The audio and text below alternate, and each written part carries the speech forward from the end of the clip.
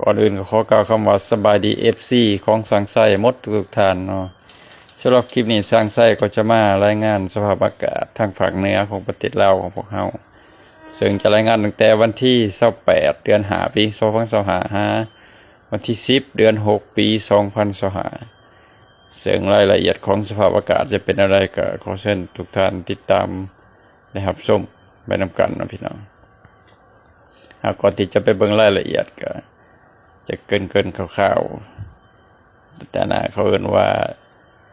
ยังเขาเว้าน้ำท่วมทงบ่ยังพอบ้านเนาะเพราะเป็นเรื่องอื่นเพราะว่าถ่ายวิดีโอนั่นแหละพี่น้องมันยังบ่ทันมา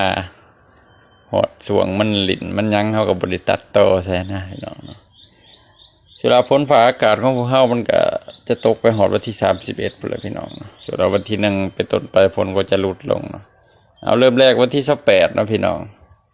วันที่28ช่วงเช้าๆหรือว่าดึกๆเนี่ยเนาะช่วง 00:00 นนี่ก็ฝนจะตกทางนครหลวงเวียงจันทน์แล้วก็ใส่สยามบุรีเนาะแล้วก็แถวอาณาเขตพิเศษชัยบูรณ์เนาะตอนกลางคืนก็มาตอนดึกๆนี่ก็จะตกอยู่แถวผงสาลีหัวพันเสียงขวางเนาะแล้วก็นครหลวงเวียงจันทน์เนาะพี่น้องแถวนี้เนาะฝนตกจริงๆนครหลวงเวียงจันทน์มันก็เป็นภาคกลางแต่ว่าเฮามันใกล้กันก็เลยเว้าไปนำพะนะพี่ส่วนวันที่29นี่ฝนจะตกเป็นบริเวณกว้างเนาะก็คือว่ามีโอกาสตกทั่วทุกแขวงของภาคเหนือเนาะพี่น้องฉะนั้นจึงจะบ่ได้ลงรายละเอียดเนาะว่าอยู่แขวงใดแน่เนาะพี่น้องมันจะบ่ทันกับวิดีโอนะวันที่31นี่ก็ยังคงมีโอกาสฝนตกคือเก่าเนาะ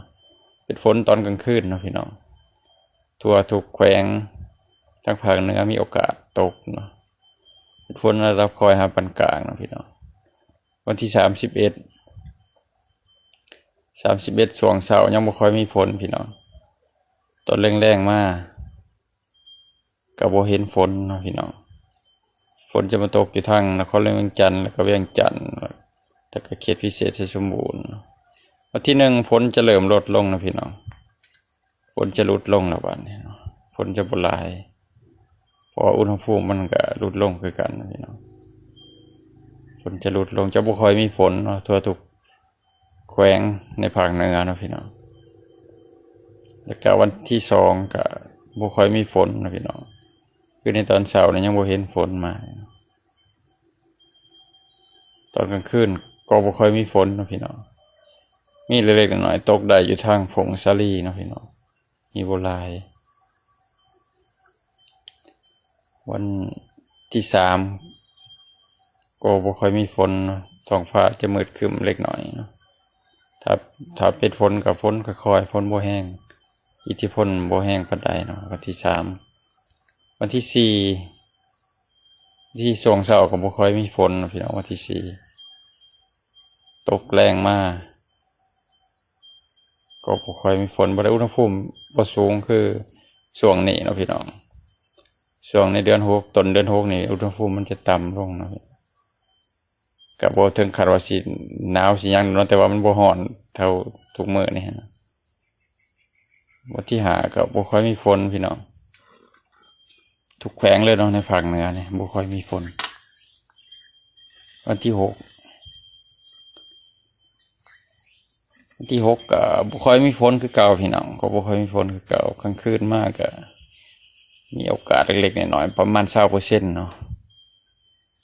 ทางผงสาลีแล้วก็ทางแถวนครหลวงเวียงจันทน์ทางผงสาลีนี่มีโอกาสสูงกว่าหมู่เนาะที่ฝนจะตกเนาะวันที่6ที่7เนาะวันที่8ฝนก็จะเริ่มกลับมาผงสาลีตกหนักเลยเนาะวันที่8วันที่8 90นี่แขวงที่คาดว่าฝนจะตกหนักนี่มีอยู่ก็คือผงสาลีหลวงน้ำท่าบ่อแก้วอุดมไส้แล้วก็อาจจะมาฮอดชัยบุรีเนาะพี่น้องนี่จุดแดงๆน่ะแม่นฝนแห้งเนาะพี่น้องฝนตกแห้งจุดแดงๆบนนั้นที่มีสีแดงที่ว่าฝนแห้งก็ระมัดระวังกันไว้เนาะพี่น้องยันว่ามีเหตุการณ์น้ำท่วมฉับพลันหรือว่าน้ำท่วมกระทันหันเนาะ เพราะว่าภาคเหนือเคยมีบทเรียนมาแล้วเนาะมีน้ำท่วมฉับพลันนะพี่น้องในวันที่8หาวันที่10เนาะ8 5 10แขวงที่มีความเสี่ยงก็คือแขวงผงสะลีแขวงปอแก้วแขวงหลวงน้ำท่าแขวงอุดมไส้เนาะนี่แหละเนาะแนวครับฝนเนี่ยนะจุดแดงๆเนี่ยฝนมันจะตกหนักเนาะพี่น้องถ้าสีเหลืองเนี่ยระดับกลาง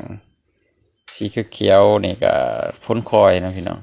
เอาเบิ่งไปตามสีเนาะเบิ่งไปตามสีของ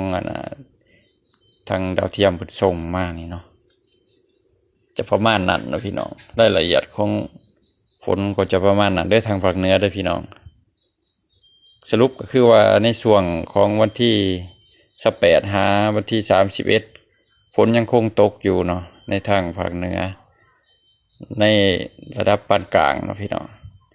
แล้วก็ช่วงวันที่1หา6เนาะฝนจะบ่ค่อยตกเนาะในภาคเหนือแล้วก็อยู่ทางภาคเหนือจะตกหนักอีกเทื่อนึงก็คือวันที่7หาวันที่10เนาะพี่น้องบอกเผื่อไว้เลยเนาะนี่ที่ช่างใส่ซูมให้เบิ่งนี่มันบอนที่ฝนจะตกแห้งเนาะตกหนักเนาะนี่ก็คือแขวงหลวงน้ำท่าเนาะหรือว่าแขวงบ่อแก้วเนาะที่ติดกันแถวชายแดนนี่เนาะแล้วก็อาจจะหอดอุดมไส้เนาะก็ระมัดระวังกันไว้เนาะพี่น้องก็เกียมหาไม้หามือกันไว้อันนี้ช่างไส้กับบ่ทันฟันธงว่าจะแห้งส่ำใดเนาะแต่ว่าจากภาพที่ทางดาวเทียมส่งมาก็ถือว่าเป็นทาอย่างที่แห้งเนาะพี่น้องเอาสำหรับคลิปนี้สร้างไส้ก็จะขอจบเพียงสับนี้เนาะถ้าผิดพลาดประการใดก็ขอโทษขออภัยเนาะขอขอบใจ